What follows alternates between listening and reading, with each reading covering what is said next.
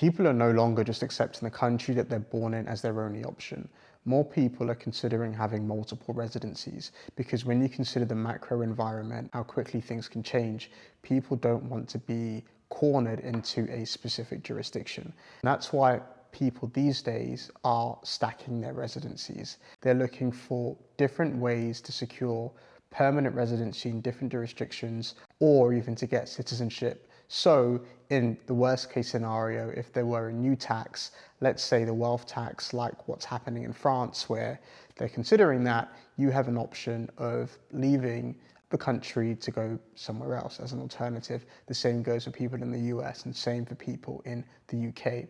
Now, what you tend to find is when you think about residency stacking, you have different ways of thinking about it. You have a residency for tax, which is where you are the majority of the year for your personal tax purposes. There's potentially a jurisdiction for your company. In some cases, you might even have multiple companies in multiple jurisdictions for privacy and also to separate out your different businesses or maybe even your different products within your businesses, again, so you don't have one point of failure.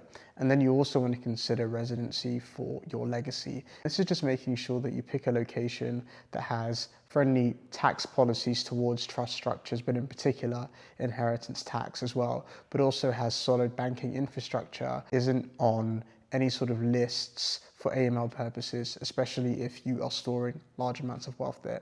If this all sounds interesting and you want to consider any of this, feel free to reach out to us and we can have a conversation.